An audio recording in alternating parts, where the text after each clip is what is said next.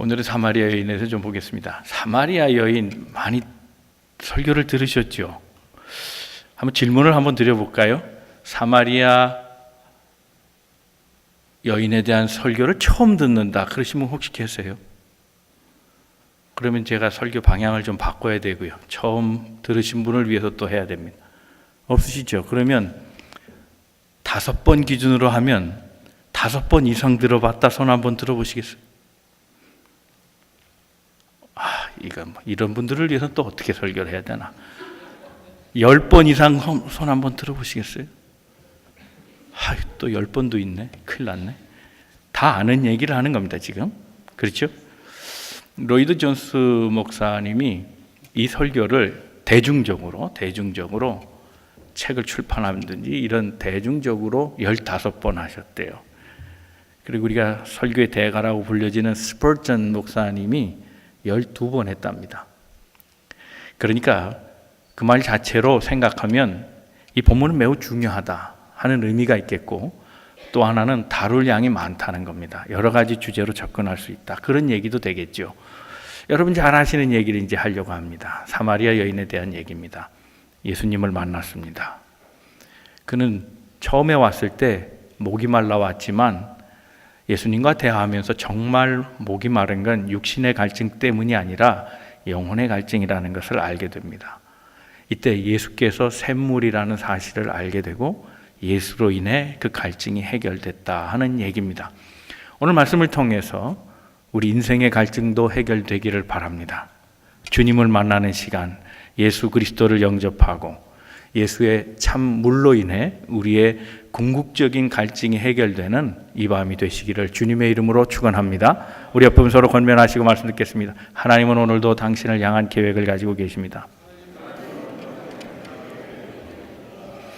자, 처음 생각할 것, 물은 차별이 없다는 겁니다. 물은 차별이 없습니다.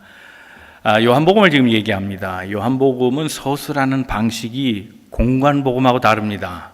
공관복음은 역사적 예수를 얘기하고 요한복음은 신학적 예수입니다. 해석된 예수입니다. 그러니까 설교조입니다. 설교조로 되어 있습니다. 뭔가 주제를 가지고 짜맞춰 가려는 의도가 있습니다. 예수에 대한 삶을 그저 연대기별로 추적해 나간 것이 아니기 때문에 보다 더 일목요연하고 짜집기, 구성력에 있어서 좀 탄탄한 모습을 보입니다. 요한복음의 서술 방식은 이렇습니다. 요한복음은 주제가 영생이죠. 그 영생의 주체는 예수님이십니다. 그래서 예수님을 설명하는 방법으로 7개의 표적을 기록해 놨습니다. 그래서 하나하나 표적을 보여주고 그 표적에 대한 해석을 하는데 그 해석의 중심에 예수가 있습니다. 그러니까 예수 그리스도에 대한 해석을 위해서 표적을 나열해 놓은 겁니다. 그러니까 이것은 공관복음에서 보여주는 순서적 나열이 아닐 수 있습니다. 일례로 7개의 표적 가운데 제일 먼저 나오는 표적은 요한복음 2장에 나오는 가나의 혼인잔치. 그렇죠? 물이 포도주 된 거예요. 표적이죠. 네, 다른 복음서에 그렇게 나옵니까? 아니죠. 예수님의 첫 번째 표적은 귀신을 고친다든지, 그렇죠? 귀신 들린 사람을 고친다든지 병을 고치는 얘기들로 됩니다.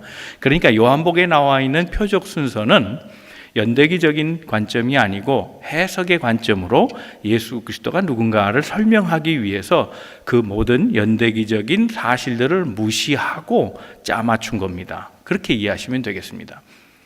1장에 보면 이런 얘기가 나옵니다. 예수께서 첫사람을 부르실 때 나다나엘을 만납니다. 나다나엘을 보면서 그는 자신에 대한 이야기를 하십니다. 인자에 대한 설명을 하시면서 인자를 뭐라고 설명하셨는가 하면 인자 위에 하늘이 열리고 하늘의 천사가 내려와서 오르락 내리락, 그 인자를 왔다 갔다 하면서 오르락 내리락 하는 것을 보게 된다, 그렇게 얘기합니다.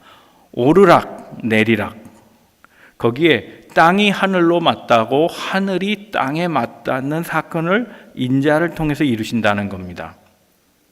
그래서 요한복음 3장 16절에 그것을 설명하여 말하기를 하나님이 예수를 통해 세상을 사랑했고 하나님을 잃어버린 세상은 예수를 통해 하나님을 만나게 된다는 겁니다. 인자가 오르락 내리락 하며 땅이 하늘에 맞닿고 땅이 하늘에 붙는 사건, 예수를 통해서 이루어진다는 겁니다. 이 얘기들을 7표적으로 얘기해 갑니다. 오늘 사마리아 여인은 바로 그 첫 번째 표적의 연장선상에 있습니다. 첫 번째 표적을 얘기하면서 요한은 예수로 인해서 세상이 바뀌고 변화된다는 사실을 강조합니다. 그래서 예수 만나는 사건에는 항상 변화가 있습니다. 죄인, 삶의 변화가 있습니다. 세상의 변화가 있습니다. 우리가 잘 알고 있는 첫 번째 표적, 가나의 혼인잔치 변화입니다. 변한 겁니다. 물이 포도주로 바뀌는 겁니다. 사람들은 그런데 예수의 표적이 진행될 때마다 그것을 바로 이해한 게 아니고 한참 후에나 이해하게 됩니다. 처음에 표적을 봤을 때는 사람들이 다 그걸 이해 못했습니다. 물이 포도주로 바뀌는 것도 그냥 예수님은 우리 인생의 먹거리를 해결해 주시는 분, 풍성하게 하시는 분, 그렇게만 생각을 합니다. 그런데 예수님이 말한 그 표적의 중심에 어떤 생각이 들어가 있는가 하면 그 말라버린 빈 항아리, 포도주가 다 떨어져 버린 그 빈 항아리는 유대를 말합니다. 종교를 말하는 겁니다. 더 이상 생명력이 없고 무언가 줄 수 없는, 힘을 잃어버린 권력의 종교, 타락한 종교, 메말아버린 종교, 죽어버린 종교를 말하는 겁니다. 거기에 물을 붓고 그 물을 포도주로 변화시킵니다. 그 포도주는 예수의 보혈입니다. 예수의 보혈, 그것은 생명의 피입니다. 그 생명으로 잔치를 잔치되게 하고 사람을 사람되게 하고 하나님 나라를 완성해 가는, 그래서 죽어버린 종교로 인해서 침울해지고 불안하고 죽어가는 세대를 다시 되살리는 기쁨과 축제의 잔치로 만들어가는 그 예수로 인한 변화를 거기에 설명해 주고 있는 겁니다. 사람들이 이 뜻을 알기까지는 참 오랜 시간이 걸린 겁니다. 그것을 설명하기 위해서 두 사람이 등장합니다. 첫 번째 2장의 표적을 가지고 등장한 인물이 3장의 니고데모, 4장의 사마리아 여인입니다. 오늘 그 사마리아 여인의 그 초점이 가 있는 것을 기억하면서 이 얘기의 방식이 어떻게 전개되어 있는가를 참고할 필요가 있습니다. 한국에 주천이라는 곳이 있습니다. 주천. 이 주천은 술주자의 샘천자입니다. 그러니까 샘은 샘인데 술이 나오는 샘이라는 겁니다. 강원도 영월에 있습니다. 이 마을은 굉장히 오래된 역사를 갖는데 1905년에 고종 황제가 강원도 영월에 이 마을을 편입시켰다는 기록이 남아있답니다. 굉장히 오래된 마을입니다. 아주 역사적인 마을이죠. 이 마을에 주천, 술샘이 된 이유가 있는데 이 샘은 술이 나오는 샘으로 되어 있습니다. 처음 보신 사진의 맨 아랫단에 그 전설을 써놨습니다. 얘기를 하면 이런 얘기입니다. 이 물은 술을 낸다는 겁니다. 근데 술을 사람 봐가면서 술을 내주는 겁니다. 양반이 가면 약주를 낸답니다. 양반 아시죠? 예, 두 개의 반상 계급이 있어서 두 개의 계급이 있었잖아요. 양반과 쌍놈. 쌍놈 그러면 안 돼. 상놈이죠. 상놈. 자, 양반이 가면 맑은 술을 낸다는 겁니다. 약주, 청주를 내고 상놈이 가면 탁주를 낸다는 겁니다. 막걸리를 쏟아낸다는 겁니다. 그래서 어느 날 상놈이 하도 이게 뭔가 말이지, 왜 이렇게 차별하나 이 셈은, 내가 사람들에게 차별받는 것도 싫은데 너까지 날 차별하냐? 한번 시험해 보려고 양반 옷을 입고 어험어험 하면서 흉내를 내면서 다가갔는데 탁주가 나오더라는 거예요. 화가 난 겁니다. 그래갖고 그 물샘 구멍을 찍어버렸습니다. 구멍을 막아버리고 파괴시켜버립니다. 그랬더니 그 다음부터 맑은 물이 나왔다는 겁니다. 물만 나온다는 겁니다. 그 전설을 갖고 있는 것이 주천입니다. 이 얘기 속에 핵심은 이런 말입니다. 변화를 불러오는 주체, 불평등과 억압, 착취의 구조를 바꾸는 주체는 양반이 아니라 상놈이라는 겁니다. 양반은 그런 일 하지 않습니다. 그건 놔두면 계속해서 단물이 나오고 소위 약주가 나오는데 굳이 건드릴 이유가 없습니다. 차별을 당하고 억압 구조에 있는 상놈이 손을 대는 겁니다. 그렇죠?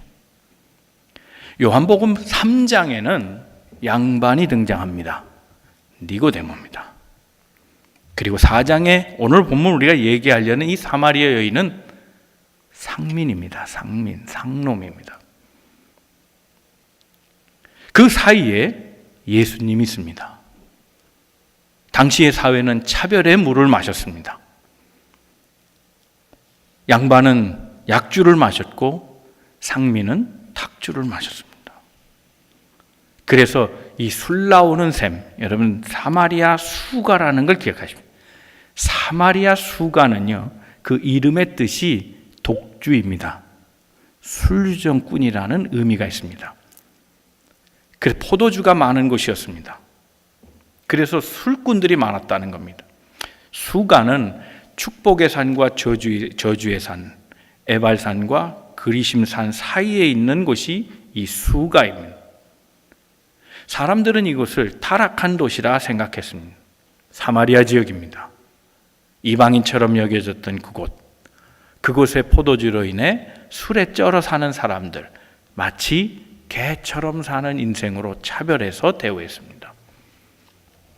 바로 그곳에서 변화가 일어납니다. 예수님은 이 모든 차별의 사회를 바로잡으시는, 약주도 아니고 탁주도 아닌 맑은 물을 내게 하시는 변화의 주체로 서 계신 겁니다. 물은 차별이 없습니다. 생명의 물은 차별이 없습니다. 그래서 예수는 자신을 물이라 하시면서 그 물이 니고데모에게도 필요하고 또 사마리아 여인에게도 필요한 것을 얘기하십니다. 굳이 차이점이 있다면 니고데모는 찾아온 자요, 사마리아 여인은 예수가 찾아간 사람입니다. 예수를 찾으러 오진 않았으나 예수를 우연치 않게 만난 사람이고, 니고데모는 의도적으로 예수를 찾아온 사람입니다. 이 둘에게 예수는 차별이 없었습니다. 아무리 높은 사람도 구원은 필요하며, 아무리 낮고 천한 사람도 예수의 은혜로 구원받지 못할 자가 없다는 것을 가르쳐주는 겁니다. 차별의 사회는 무엇입니까? 누군가는 구원을 받았고 누구는 구원받을 자격이 없다고 밀어내치는 겁니다. 누군가는 복을 누릴 자격이 있고 누군가는 복을 누릴 수 없다고 밀어내는 사회가 차별의 사회입니다. 예수님은 니고데모에게도 영생이 필요하고 이 여인에게도 마르지 않은 물 영생이 필요한 것을 가르쳐 주신 분입니다. 변화의 주체는 사람과 제도가 아니라 예수 그리스도이십니다. 주님은 우리의 모든 차별의 구조를 다 해치시고 억압의 사회를 바꿔주셔서 평등하게 하시고 평안하게 하시고 모두가 행복한 삶으로 인도해 주시는 우리의 길 되시고 생명 되신 주님, 바로 그분이 우리의 예수 그리스도인 것을 기억해야 합니다. 두 번째 우리가 생각할 것은 예수님은 영원히 목마르지 아니하는 물이라 그랬습니다. 자, 요한복음이 읽혀진 당시 또 요한복음을 읽는 독자는 이분법적 구조에 살던 사람입니다. 소위 헬라 문화권의 사람입니다. 이분법적 구조를 가진 이 헬라 철학에 심취한 사람들은 둘로 모든 것을 나누기를 좋아했습니다. 하늘, 땅. 하늘은 영원하고 땅은 유한합니다. 하늘은 선하고 땅은 선하지 않습니다. 이와 같은 구조로 모든 것들을 만들어 갑니다. 빛과 어둠을 갈라냅니다.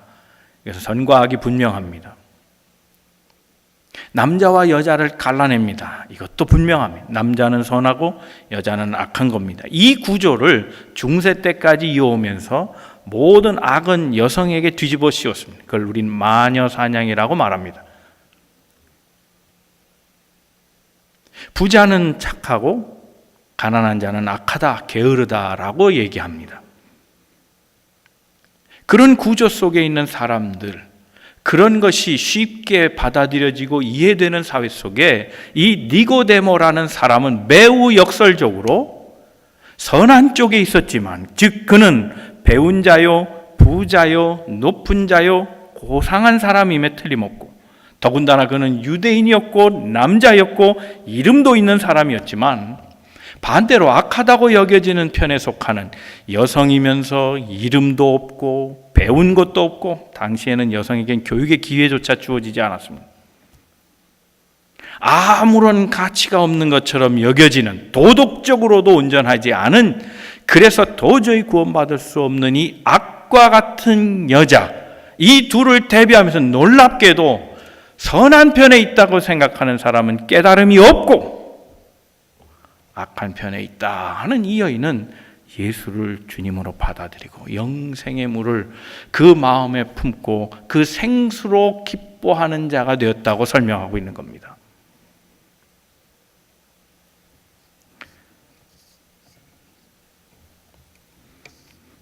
오늘 본문의 말씀 6절에 보면 예수께서 사마리아 땅으로 지나가셨다 얘기합니다. 그리고 거기 우물이 있었다 그러는데, 이 우물은 야곱의 우물이 있던 곳이다 라고 얘기합니다.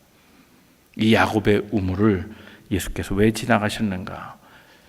사실 유대인들은 갈릴리에서 예루살렘으로 가거나 예루살렘에서 갈릴리로 갈 때는 사마리아 땅을 통과하지 않았다 하는 것 여러분 잘 아시지 않습니까? 아무리 갈릴리 출신이 아닌 척하고 유대인 사투리를 쓰고 말이죠. 누가 사투리인지 모르겠습니다. 하여튼 갈릴리 말이 달랐고 이 예루살렘 말이 좀 달랐을 겁니다. 그렇지 않겠어요? 사투리를 쓰지 않겠어요? 아무리 흉내내도 감출 수 없었던 것 같아요. 여인은 알아챘어요. 사마리아 땅을 지나가는 그에게 당신이 왜 내게 물을 달라 합니까? 얘기합니다. 그는 오랫동안 차별에 익숙한 사람의 항변이었습니다. 내가 나를 구별하고 갈라놓고서 왜 내게 물을 달라 하는 겁니다. 9절 말씀에 이렇게 얘기합니다. 9절 말씀 한번 읽어볼까요? 다 같이 읽겠습니다. 시작. 사마리아 여자가 이르되 당신은 유대인으로서 어찌하여 사마리아 여자인 나에게 물을 달라 하나이까 하니, 이는 유대인이 사마리아인과 상종하지 않는 것입니다. 당돌하게 이 여인은 예수가 물 달라 하는 것을 거절합니다. 당신들이 우리를 무시해놓고 우리한테 물을 달라는 이유가 뭐냐? 당신들이 우리를 차별하고 개처럼 먹이면서 목 좀 마르다고 나한테 달라는, 선을 베풀어 달라는 이유가 뭐냐? 내가 당신 같은 사람한테 그걸 해줄 의무가 있느냐? 그런 얘기입니다. 아주 당돌한 여인입니다. 그러면서 유대인의 그 소위 순혈주의, 한국 사람으로 말하면 백이민족 자랑하는 거, 그런 걸 아주 가소롭게 여기고 비웃고 있습니다. 이 여자는 참 상대하기 어려운 여자임에 틀림없습니다. 아주 거친 여자입니다. 뒤에 이제 밝혀지지만 남편이 5이었는데 지금 존재하지도 않고, 지금 사는 남자는 또 남편도 아니고, 그러니까 6번째 남자, 최소한 6번의 남자입니다. 아주 거친 여자입니다. 인생 웬만한 건 꿈쩍도 안 할, 정말 광야에 내놔도 살만한 그런 여자입니다. 그러나 그럼에도 불구하고 가부장적인 것이 아주 팽배해 있는 사회에서 여자가 튀는 것 좋아하는 사회는 없습니다. 그렇지 않아요? 남성 중심의 세계에서 여성이 튀는 것은 반가운 일이 아닙니다. 그래서 꼭 거기에 대해서 응징을 가하죠. 여자는 조용해라 하는 거죠. 그런데 이 여자는 놀랍게도 단독 행동을 합니다. 물을 길르러 오죠. 물론 부자가 아닌 걸 알 수 있습니다. 그 더운 한낮에 부자라면 하인을 시켰을 거고, 어쩌면 소셜이 약한 사람일 수도 있어요. 근데 그건 좀 소셜이 약하다는 것은 근거가 없어요. 왜냐하면 예수가 참 샘물인 걸 알고 그것을 받아들인 후에 내가 메시아를 만났다 하고 많은 사람들에게 전도하는 것을 보면, 그 전도가 먹혔다라는 말은 이 여자가 신망이 있었다는 여자입니다. 그러니까 이 여자가 관계가 부족했다, 결여된 여자라고 말하기는 어렵습니다. 그래서 낮에 왔다. 이건 좀 설득력이 좀 없는 얘기이기도 합니다. 하여튼 주체성이 매우 강한 캐릭터입니다. 그런데 대화가 거기서 끝날 뻔했잖아요. 물 좀 주시오. 그랬더니 아니 왜 물 달라는 거요? 당신이 나한테 물을 달랄 자격이나 있어? 우리 싫다며? 그런데 왜 나한테 지금 와서 물 달라는 것이요? 그리고 끝나버릴 수 있습니다. 더더군다나 이것은 유대인과 사마리아의 대화고 남자와 여자의 대화이기 때문에 이 대화는 쉽게 이어질 만한 환경이 아닌 겁니다. 그런데 이 대화가 점점 시간이 갈 때마다 끈적해지고 더 깊이, 정말 속된 표현으로 하면 손발이 착착 맞게 대화가 이루어지고 있는 걸 봅니다. 여인이 또 얘기하잖아요. 당신네 사람들은 예루살렘에서 예배한다며요. 우리는 이곳에서 하는데 그 당신들이 구별해 놓은 거 아니에요? 여기서 하면 어떻고 저기서 하면 어때요? 당신들이 구별해서 우리는 예루살렘에 가지도 못하잖아요. 사실 그때 그랬습니다.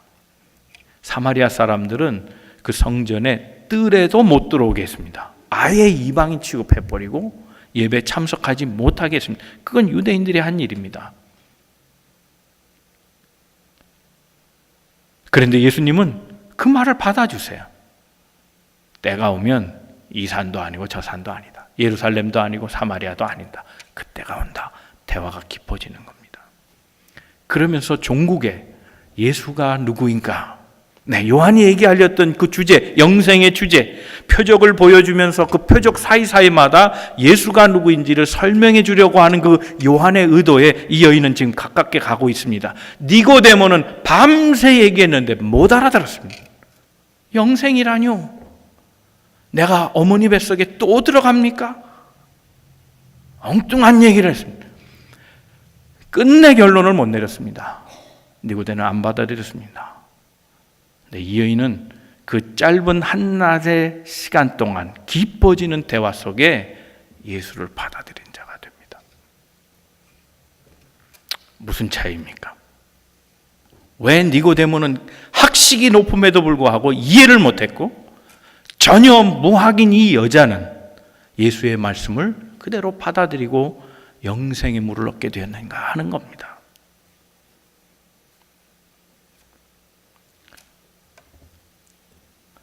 다속 유홍모 선생이 그런 얘기를 했습니다. 깨끗하다라는 말, 깨끗은 깨와 끝, 깨끗이다. 끝장할 때 끝이다. 깨끗하다는 시옷으로 가잖아요. 깨끗은 티귿으로 가죠. 깨끗하다는 깨끗과 같다. 그런 얘기를 합니다. 깨끗하다는 건 뭐냐? 진리를 볼 수 있는 눈이라는 거예요. 깨끗하지 않으면 진리를 못 본다는 거예요. 그런데 그 깨끗은 뭐냐? 깨지고 깨져서 끝장을 볼 때까지 다다르면 그 마지막에 진리를 만난다는 겁니다. 그래서 아주 희한한 소리를 합니다. 다속 유홍모가 이런 말을 하면 깨끗은 곧 아멘이다 그랬어요. 깨끗은 아멘이다. 왜요? 궁극의 하나님을 만난다는 거예요. 깨져본 자가 하나님을 만난다는 거예요. 바닥을 치고 자기를 완전히 부인하는 자만 예수를 만난다는 거예요. 여기에 니고데모가 예수를 영접하지 못한 이유가 드러납니다. 그는 한 번도 깨져본 적이 없어요. 그의 지식을 그대로 가졌어요. 지식으로 예수를 알려고 했어요. 그는 권력을 놓지 않았어요. 물론 그나마도 부자 청년보다는 낫지요. 부자 청년은 가난한 거 다 팔고 내를 따르라. 그 근심하며 못했다는 거예요. 니고데모는 나중이라도 알게 됐고, 그래서 예수의 장례를 준비한 자기의 죽음을 예비했던 무덤을 예수에게 양보하고 예수의 죽음을 예비해 준 사람이 됐습니다. 그나마 그 정도는, 어쩌면 그때는 아마 자기를 비웠는지 몰라요. 그러나 예수님과 대화할 땐 그는 모든 걸 버린 사람이 아닙니다. 버릴 수가 없습니다. 그는 사내들은 공회원이었습니다. 버릴 수가 없었습니다. 그 권력의 힘 버릴 수가 없었습니다. 그 지식 오랫동안 쌓아온 랍비 수준의 도덕적 수준과 그리고 지적인 역량을 버리지 못했습니다. 한 번도 실패해 본 적이 없습니다. 그는 늘 1등을 했습니다. 늘 승승장구했습니다. 늘 승진에 빠른 사람이었습니다. 최고의 권력에 올라갔습니다. 아무것도 버리지 않았습니다. 그러나 이 여인은 더 버릴 게 없습니다. 당시에 여인은 먼저 이혼이 되지 않았습니다. 무슨 얘기냐? 남편이 버려야 이혼이 되는 거지. 여성 스스로는 도저히 이혼할 수 있는 방법도 없습니다. 그러므로 5명의 남자를 거쳤다는 것은 5명의 남자로부터 버림받았다는 겁니다. 치고 채이고 꺾이고 두들겨 맞고 다 발가벗겨져서 쫓겨난 여인이 바로 이 여인입니다. 무지랭이 같은 삶. 남자밖에는 의지할 데가 없는데 그 남성들은 하나도 믿어주지 않고 그를 버렸습니다. 배신의 아픔으로 살아가 밑바닥을 경험했던 여인. 아무런 지식도 없습니다. 아무런 재산도 없습니다. 버릴래야 버릴 것이 전혀 없는 사람. 그러나 그 빈잔, 바로 그 빈 항아리 속에 물이 채워지고 그 물이 예수 그리스도로 인해 보혈로 만들어지는 순간 이 여인은 영생을 얻게 된 겁니다. 사랑하는 사람들은 예수를 따른다는 건 곧 깨끗해지는 겁니다. 깨지고 깨져서 더 이상 깨질 수 없는 막다른 길에 갈 때 거기에서 예수를 만나는 겁니다. 버려지고 버려질 때, 비워지고 비워질 때 그 빈 항아리에 예수의 은혜가 채워지는 겁니다. 예수를 따르면서 버리지 못한다는 건 예수를 온전히 영접할 수 없다는 뜻이기도 합니다. 여러분, 더럽다는 게 뭡니까? 더럽다는 말은 덜 닦였다입니다. 덜 버렸다는 겁니다. 덜 죽었다는 겁니다. 온전하지 않은 깨끗함, 그게 더러운 겁니다. 아직 내 마음속에 어떤 힘을 의지하고 있거나 물질을 의지하고 있거나 자신의 경력과 자랑할 것이 남아있다면 그는 깨끗하지 않은 겁니다. 일찍이 사도 바울은 그걸 알았습니다. 나는 내가 가지고 있는 모든 걸 다 분토처럼 버리고 아깝게 생각하지 않는다. 나는 주와 함께 완전히 죽었다라고 얘기합니다.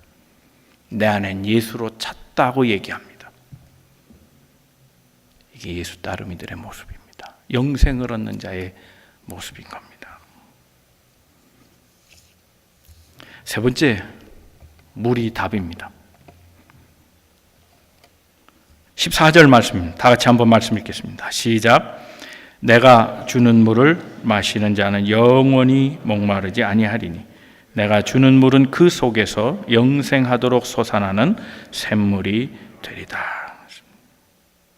예수가 주는 물은 영생의 물이랍니다. 왜냐하면 한 번 마시면 목마르지 않는 물이 되기 때문에 그렇다는 겁니다. 여러분 잘 아시는 마중물이라는 거 있잖아요. 그렇죠? 이 생수 얘기할 때 마중물 얘기를 참 많이 합니다. 예화를 들 때.